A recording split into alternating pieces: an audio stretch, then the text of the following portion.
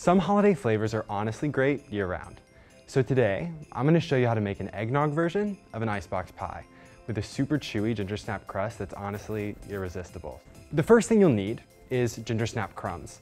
And you can get this one of two ways. You can buy a box of gingersnap cookies and put them in a bag and crush them with a rolling pin, or if you have a food processor, I'd use that. So I'm going to combine 1.5 cups of gingersnap crumbs with 2 tablespoons of sugar and 4 tablespoons of melted butter. You can use a spoon to mix this, but honestly, I'm kind of partial to my hands. Just mix it all together until it resembles the texture of like a coarse wet sand. I have a greased 9-inch pie plate. Fit it loosely to the form of the pan with my hands. Once you get it to the general shape of the pie pan, just use a measuring cup to press it down into the bottom and in the sides to make a nice, even crust.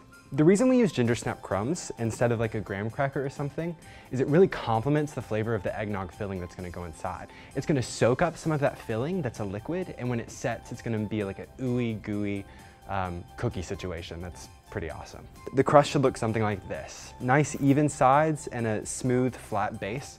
We're gonna throw it into a preheated 350-degree oven for about 10 minutes. After 10 minutes, when you bring the crust out, sometimes the crust will fall down the side, and just press it in any places where the crust has fallen. You set it aside to cool for about 20 minutes.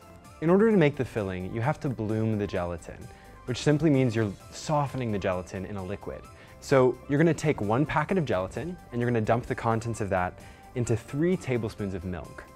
Give it a little bit of a stir, and then we're gonna set that to the side while we make everything else so that it softens completely. You're gonna pour 1 cup of heavy cream, 3/4 of a cup of whole milk, 2 tablespoons of brandy, 2/3 a cup of sugar, and then 1/4 teaspoon each of cinnamon and nutmeg. You're gonna give this a good whisk to get it slightly incorporated, and then you're gonna turn the heat of your stove up to medium-high.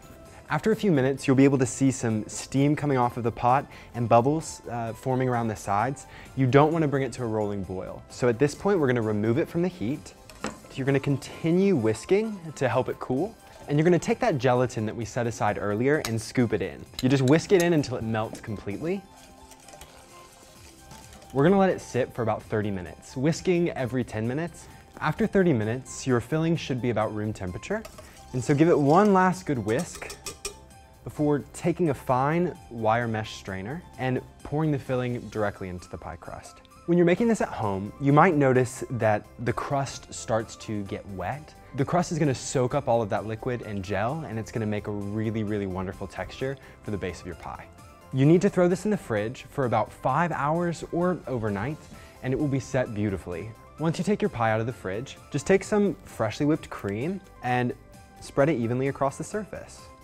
Take whole nutmeg and just grate it across the top of the whipped cream.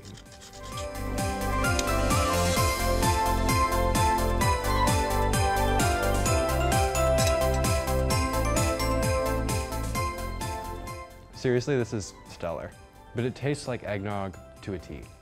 And the crust on the bottom is both chewy and crunchy and has that buttery gingersnap flavor that's, like I said earlier, irresistible. So the next time you make an icebox pie, think out of the box.